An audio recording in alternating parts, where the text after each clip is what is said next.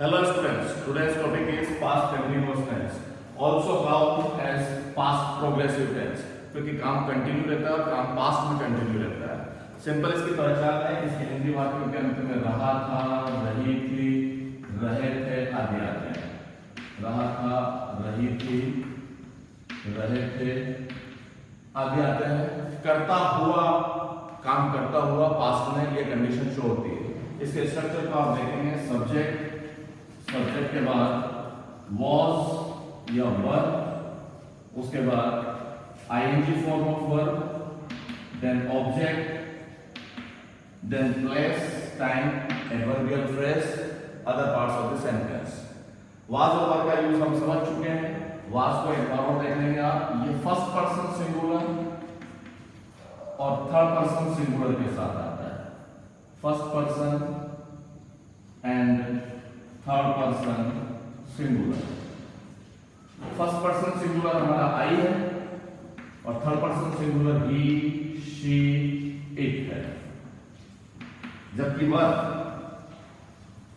ये आता है second person singular and plural both, and second person singular plural दोनों के साथ, और थर्ड फर्स्ट पर्सन का plural, first person plural and third person plural.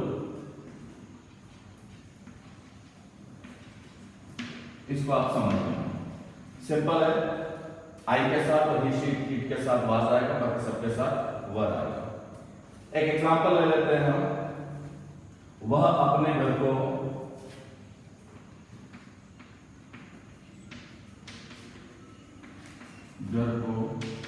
कीटाणु मुक्त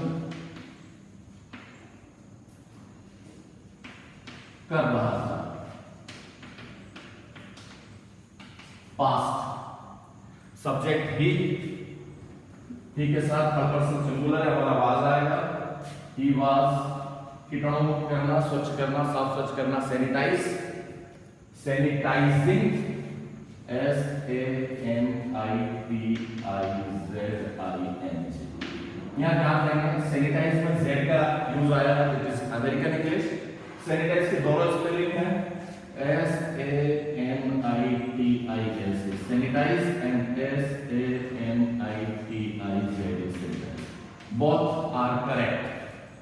ही वाज सैनिटाइजिंग, ऑब्जेक्ट अपना घर, ही के लिए आया, ही का पॉजेसिव प्रोनाउन लेंगे, ही का पॉजेसिव फॉर्म आएगा हिज हाउस। यही अपना अगर मैं कर रहा था तो I was sanitising my house. वे अपना घर कर रहे थे तो they were sanitising their house. वह अपना घर कर रही थी तो she was sanitising her house. यह अफर्मेटिव सेंटेंस है, सिंपल, जिसको हम असर्टिव सेंटेंस भी बोलते हैं। इसका नेगेटिव स्ट्रक्चर में वाज वर्ब के बाद नॉट आ जाएगा तो सिंपल हो जाएगा, he was not sanitizing his house. ये नेगेटिव स्ट्रक्चर हो जाएगा। वाज नॉट की कॉन्टेक्टेड फॉर्म में हम इसको वाजंट भी लिख सकते हैं, WASN_P, वाजंट। ये इसकी कॉन्टेक्टेड फॉर्म हो जाएगी। ऐसे ही वर नॉट की कॉन्टेक्टेड फॉर्म हो जाएगी वरंट। इसका इंटरोगेटिव स्ट्रक्चर हो जाएगा, क्या वह अपना घर कीटाणु मुक्त कर रहा था। सेम स्ट्रक्चर वाज वर्ब को आप आगे ले लेंगे। इंटरोगेटिव विदाउट WH वर्ब, क्या वह कर रहा था, was he sanitizing his house. Question mark, don't forget. Interrogative negative में, प्रश्नवाचक नकारात्मक में वाज वर्ब पहले रहेगा, फिर सब्जेक्ट रहेगा, उसके बाद नोट आएगा। बाकी पूरा स्ट्रक्चर से क्या वो अपना घर कीटाणु मुक्त नहीं कर रहा था, was he not sanitizing his house. यहां पे हम कॉन्टेक्टेड फॉर्म को लेते हैं, अगर वाज नॉट को तो ये पहले आ जाएगा, उसके बाद सब्जेक्ट रहेगा। वाजंट ही सैनिटाइजिंग हिज हाउस, वाजंट ही सैनिटाइजिंग हिज हाउस। क्वेश्चन, ये चार स्ट्रक्चर हमारा हो गया affirmative, negative, interrogative and interrogative negative. अब हम आते हैं WH वर्ड पर। WH वर्ड में सिंपल सा है, WH वर्ड वाले क्वेश्चन में सबसे पहले WH वर्ड होगा, WH वर्ड के बाद वाज वर्ड आएगा, वाज वर्ड के बाद सब्जेक्ट होएगा, then ING form of verb, then object और अदर पार्ट्स। जिस WH वर्ड जिसको क्वालिफाई कर रहा है, जिसको डिस्क्राइब कर रहा है, जो हमारा आंसर का पार्ट है, उसको हम हटा देंगे पूरे स्ट्रक्चर से। बाकी WH वर्ड के बाद पूरा स्ट्रक्चर रख देंगे, उस चीज को हटा देंगे जो हमारा आंसर का पार्ट है। सपोज क्वेश्चन है, वह क्या कर रहा था, वह क्या कर रहा था। पास्ट कंटिन्यूअस का इंटरोगेटिव है, interrogative with WH word main verb, वह क्या कर रहा था। WH वर्ड व्हाट, इसके बाद स्ट्रक्चर का वाज वर्ड ही है, इसलिए वाज। यहां ये हेल्पिंग वर्ब, ये हमारी जो ऑक्सिलरी वर्ब है, हेल्पिंग वर्ब है, ये अकॉर्डिंग टू सब्जेक्ट आएगी, जो सब्जेक्ट है। इसका WH वर्ड से लेना देना नहीं है, ये WH वर्ड के अकॉर्डिंग नहीं रहेगी। What was he doing, question mark.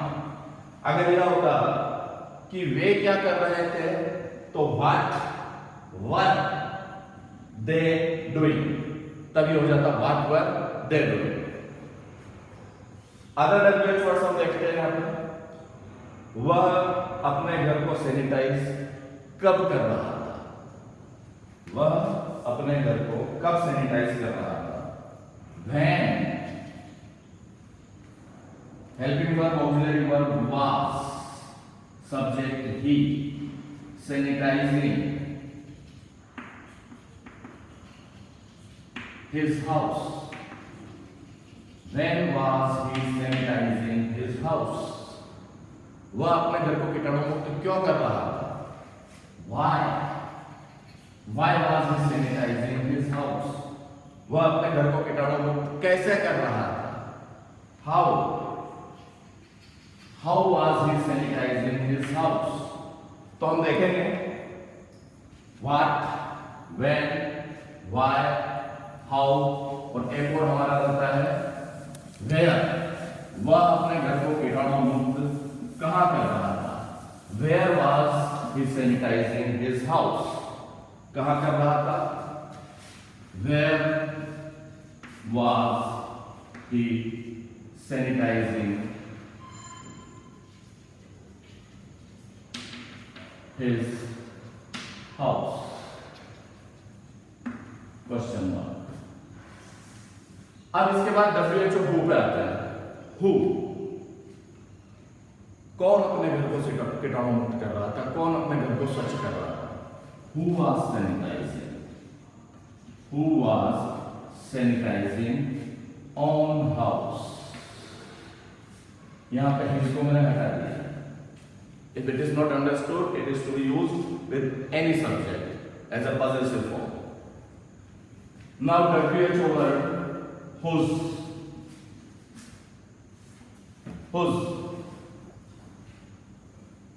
and WHO word which, WHICH,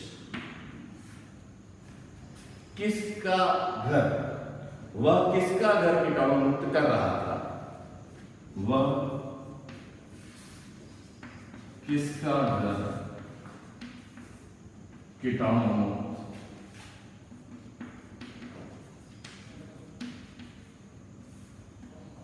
कर रहा था। Whose house, possessive WHO word whose, और जैसा मैंने पहले प्रीवियस चैप्टर, प्रीवियस जो टॉपिक टेंस कवर किए हैं उसमें बताया है कि ये which और whose अपने बाद 99% प्रोबेबली नाउन लेते हैं क्योंकि उसको डिस्क्राइब करते हैं। which के साथ ऑक्सिलरी वर्ब भी आ जाती है, पर आप देखिए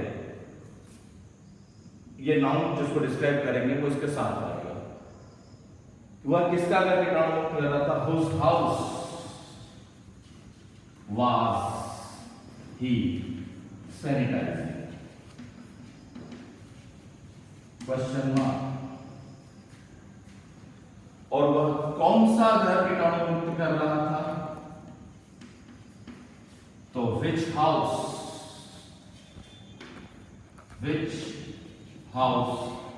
was he sanitizing? So all the four types of sentences in 4 modes, and then WHO word 5 plus 2 and plus 1, 6 sentences of WHO word. One sentence is covering 10 moods. Take any example of any sentence, frame 10 sentences of 10 moods conveying 10 minutes. आप कोई भी example ले सकते हैं. ये मैंने एक simple example लिया है, कीटाणु मुक्त कर रहा था. मान लो कि शेर जंगल में गुर्रा रहा था. गुर्राना, that is snarl, SNARL.